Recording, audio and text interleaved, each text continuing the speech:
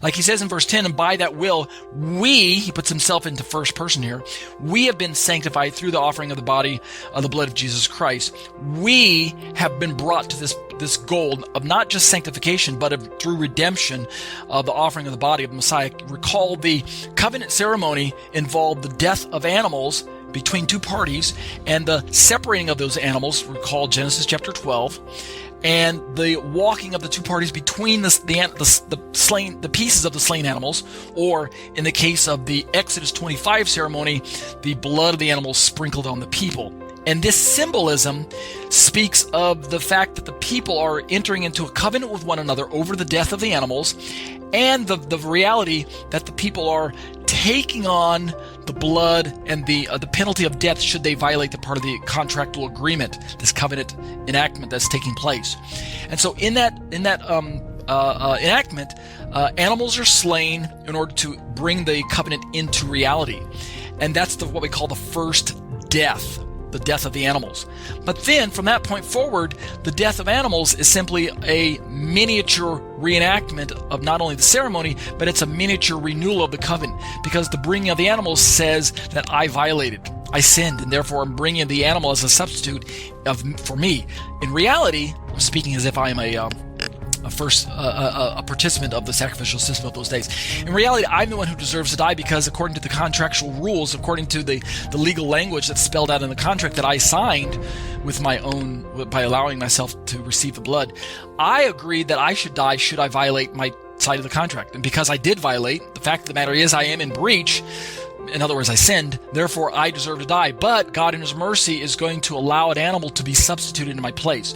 So the whole substitutionary atonement is brought into the picture as a miniature way of showing not only that God is merciful, but also a way of renewing the covenant on our part, saying every time an animal died, the second death, the second animal that died, is a way of saying to God, Lord, let's close out the old contract and start up a new one where I promise to live for you again, live for you afresh. I promise to be renewed again.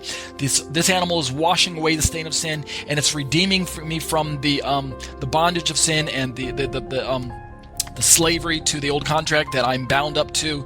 But this animal blood is releasing me from that contract and setting me on the path of a new contract. So let's start up again afresh. That's kind of what's going on with the sacrificial system.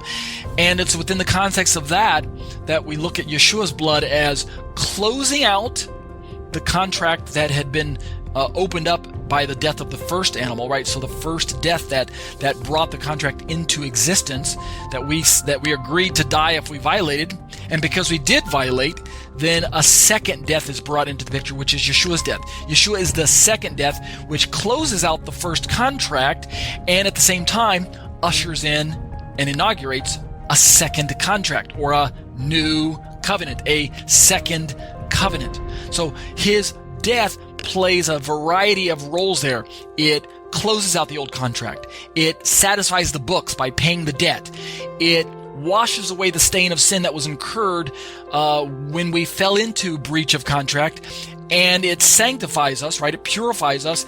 But at the same time, it also brings us into the reality of a new contract by initiating another death, a second death, albeit a death on Yeshua's part, at the heavenly level, which if we take on Yeshua's blood this time, rather than taking on the blood of the animals on the first contract, by taking on the blood of Yeshua in the second contract, the second covenant, we then are entering into a second agreement, a renewed agreement, to live righteously to God. And this time, because it's applied at the internal level, because the blood of the Messiah can penetrate to the inner, then we are then able to walk in the contract without fear of violation.